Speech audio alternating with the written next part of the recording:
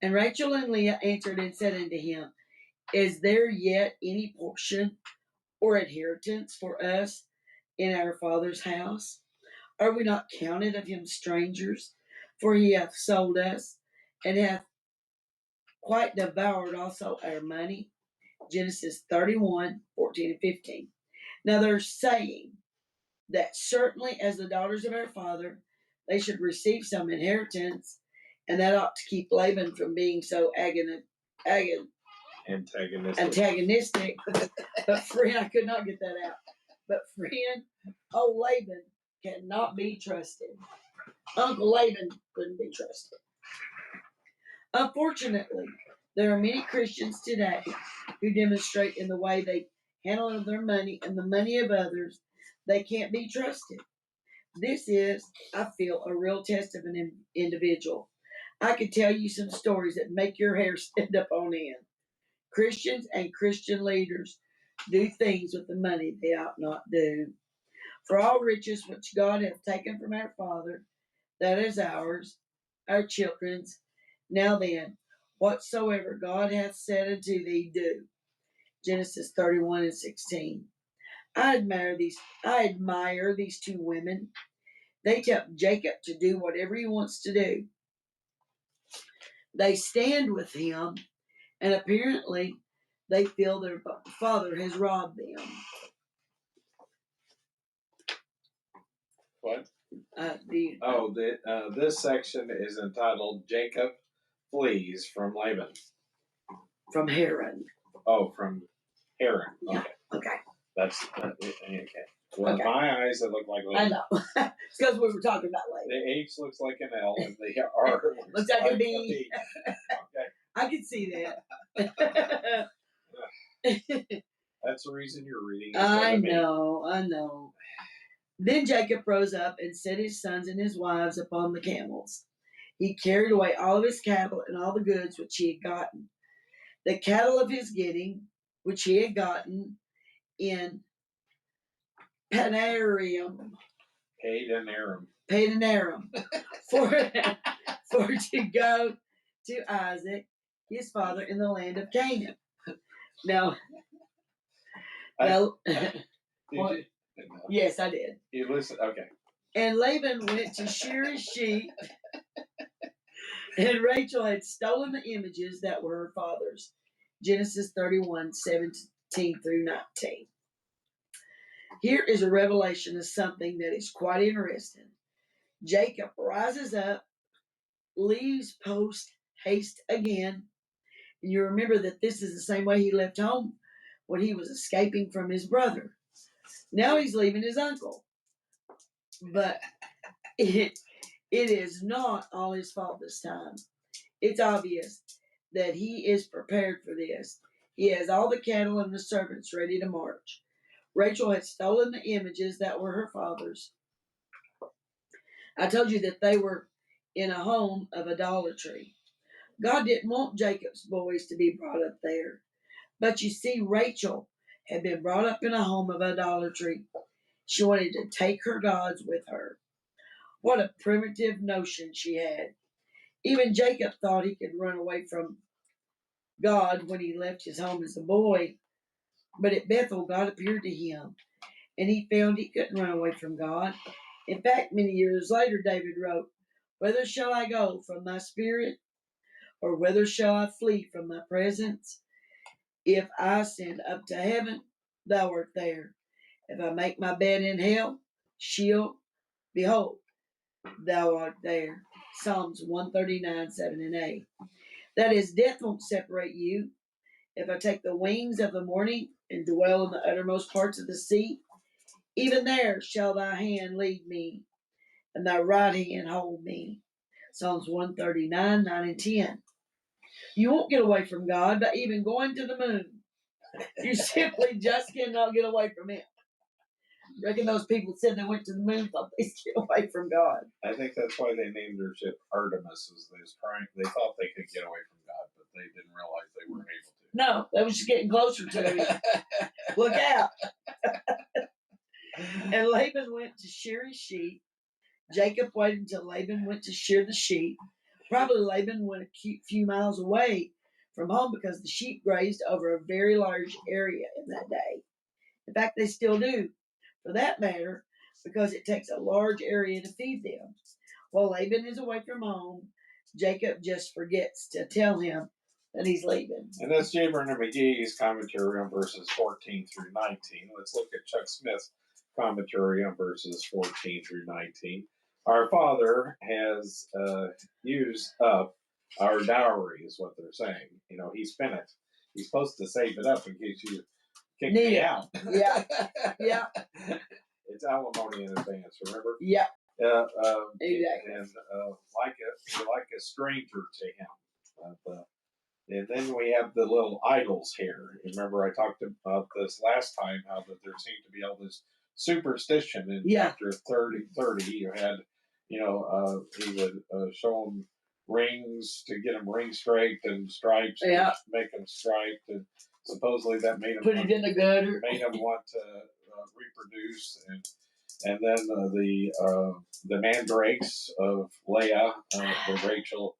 And it's used in witchcraft. It's a hallucinogen, and witchcraft in the New Testament. The Greek word is pharmakeia, which is we get our word pharmacy from. So that basically a witch drugs you and makes you think that she has some powers or something, or I guess a warlock.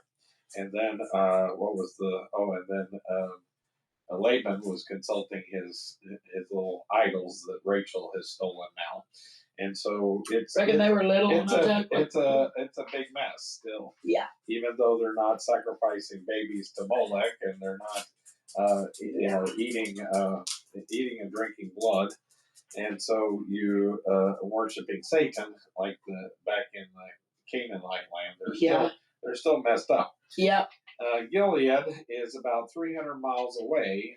It's on the west bank of the Jordan River. Of the Sea of Galilee. Of the Sea of Galilee, and so it's slow travel. He could only travel with all those herds that he had accumulated. All of his cattle and sheep.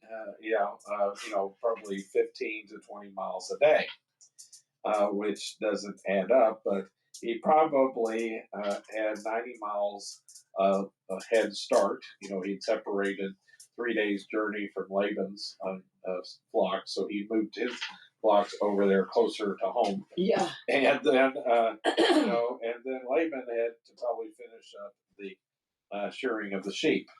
And this brings up a point. Chuck Smith, I was in Isaiah chapter 6 through 10 this morning in the shower. Listen, Steve. Me and Chuck Smith take a shower together. But people don't know who he is. You better tell him. He's on a podcast. He's dead now. He's in the arms of Jesus. He's in the arms of Jesus. I listen to him. I listen to somebody preach every morning whenever I'm in the shower. Yeah. And so he was talking about, again, he was all upset, about these people who would send him letters saying, if you don't give to my ministry, it's going to die. Without your donation, our ministry is not going to make it. Yeah. And he's like, well, God, if it's dependent upon God, my viewpoint, my slogan has always been, if it's God's will, it's His bill. Yeah. And then he told about a preacher down in Texas who broadcasted. He said he was selling wallets, and he claimed that if you bought this wallet, that God would bless and fill it up with money. It would never run out of money in this wallet if you bought a wallet. Oh my goodness! But you need to send money to me because you need to buy these wallets, because if you don't buy these wallets, we won't be able to stay on the air. And so he was. So Chuck said, "Well, why don't you put one of those wallets in your pocket? How hypocritical is this?" And then, won't God fill your wallet up? And then you had there was another story he told. I forget what it was, but anyway, still, they're begging for money. It's so hypocritical.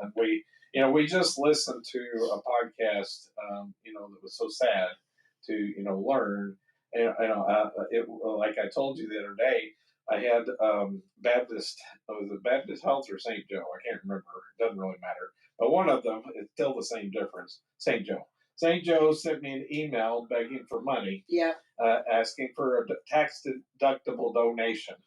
And I looked up, and they have like $361 million in the bank, Wow. and they're asking me for $20, Donation. whatever I can afford. That's about all I can afford to send them. Probably $20.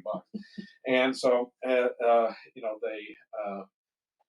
and so I said, you could. I sent them back a letter.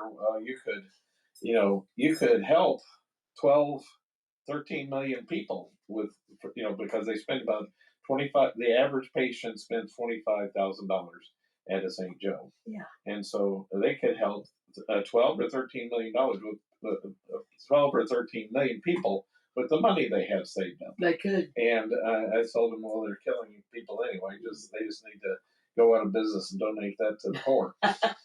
But Chuck Smith said that it irates him because here he can imagine this little widow sitting there listening to the radio, and she sending her widow's mite, her last $20, and how to buy a billfold. To buy a billfold, and then you have like Samaritan's Purse. He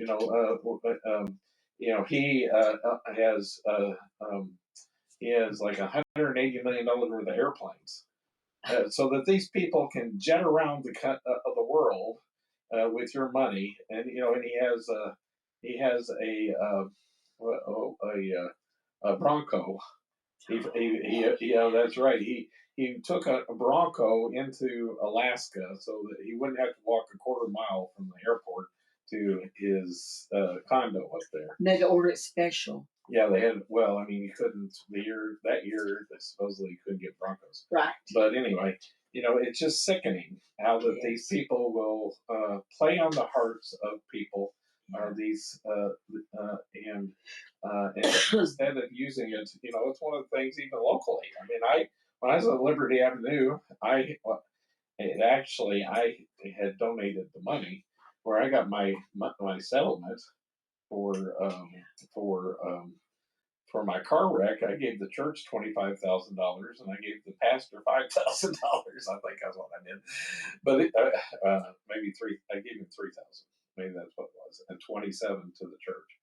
And so we were sitting there with $25,000 years later in the bank account. And I came to the pastor and I said, what's this money doing sitting here? Of course, I had told the pastor I wanted to donate it so that they could buy an overhead. And he said, don't, just put it in the general fund.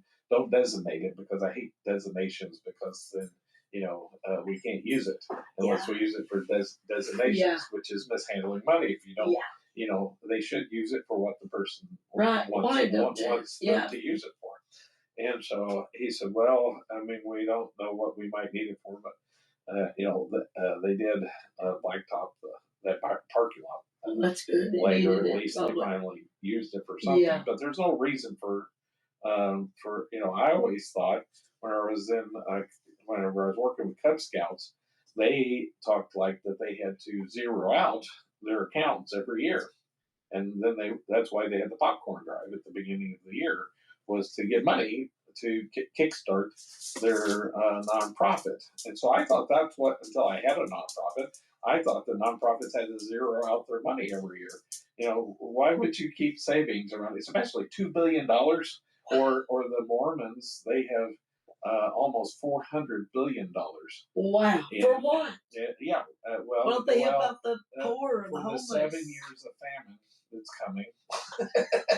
The tribulation that they think they're going to go through. But, I mean, they have enough to sustain them for forever, because they are actually spending on ministry a small fraction of what that they are actually making off their investment in the money that they. Well, they don't pay a preacher either.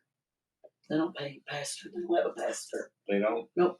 Every Sunday somebody else teaches. Well, but that doesn't excuse all these other ones either. No. It's kind of sickening. It makes your blood boil whenever you think about some little widow writing that check. It's her last, her last $20 in her checking account because some pastor made her feel guilty online to send him money. That's ridiculous. And he would send her his sweat off of his brow. Send him a rag. A little rag. And what do you get the rag and it's like this size? Yeah. And you really wiped on it. I hate stuff like that. I really do. I hate stuff like that because old people really do give to that stuff. Yeah, they feel like that they're really giving for they really do cause. To God. Yeah. So you know what? God will still bless them.